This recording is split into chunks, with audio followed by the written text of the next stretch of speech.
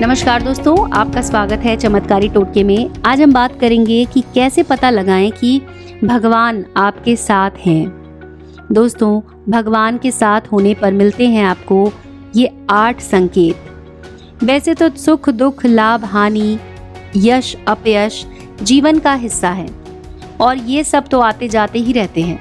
लेकिन कुछ लोग अपने जीवन में इतने निराश हो जाते हैं कि उन्हें लगता है कि भगवान को उनकी परवाह नहीं है। कुछ लोग ये सोचने लगते हैं कि भगवान है भी या नहीं। लेकिन आज मैं आपको बताने जा रही हूँ ऐसे 8 संकेत जिनके बारे में शास्त्रों में भी बताया गया है।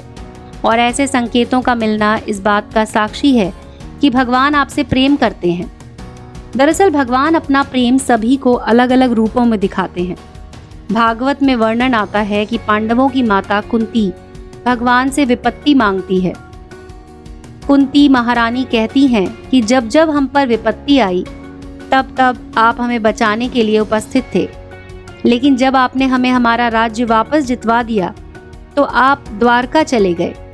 इससे अच्छा तो विपत्ति ही हमें दीजिए ताकि आपका साथ हमें हमेशा मिलता रहेगा। भगवान किसी को सुख देते हैं तो किसी को दुख।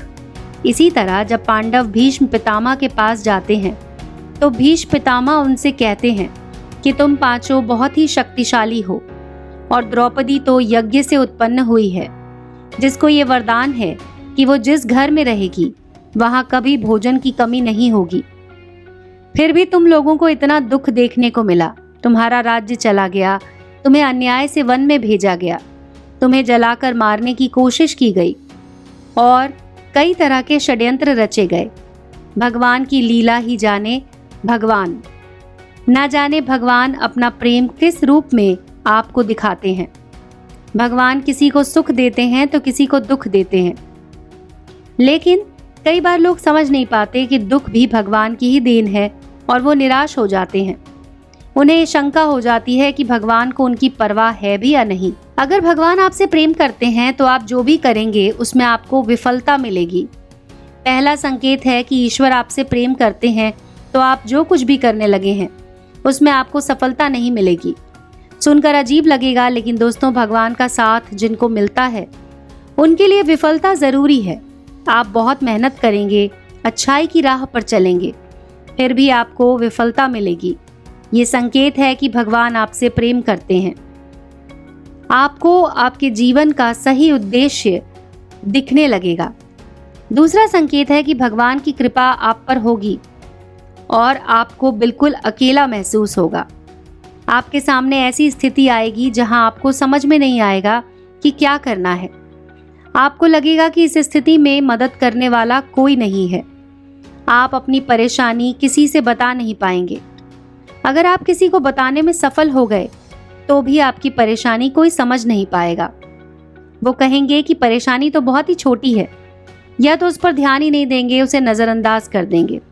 तीसरा संकेत है कि भगवान की कृपा होने पर आपको दुख मिलेगा और लगेगा कि जीवन में इससे बुरा कुछ नहीं हो सकता।